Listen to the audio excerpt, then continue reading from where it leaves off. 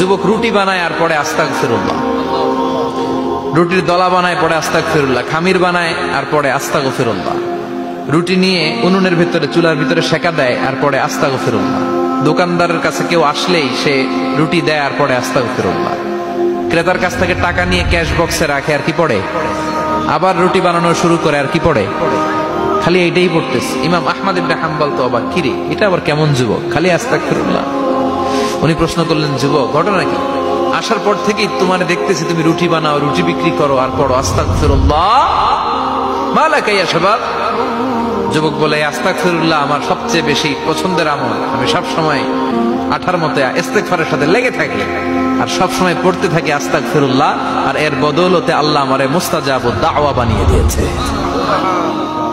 আহমদ ইবনে হাম্বল তো অবাক, আনতা মুস্তাজাবুদ দাওয়া, তুমি মুস্তাজাবুদ দাওয়া রুটিওয়ালা? আমি এত বছর হাদিস পড়াই, আমিও তো মুস্তাজাবুদ দাওয়া না, আর তুমি রুটি বেচো বাজারে, তুমি মুস্তাজাবুদ দাওয়া, তুমি দোয়া করলে সব কবুল হয়ে যায়? যুবক বলে, না আনা মুস্তাজাবুদ দাওয়া, আমি আমার জীবনে যত দোয়া করেছি কবুল করে নিয়েছে কে? সব দোয়া কবুল করে নিয়েছে আল্লাহ, একটা দোয়া ছাড়া। কয়টা? আহমদ ইবনে হাম্বলের কৌতূহল, কিউরিসিটি আরো বেড়ে গেল, কি সব দোয়া কবুল হয়েছে একটা দোয়া ছাড়া? মাযালিকা দোয়া ইয়া শাব, কি সেই দোয়া?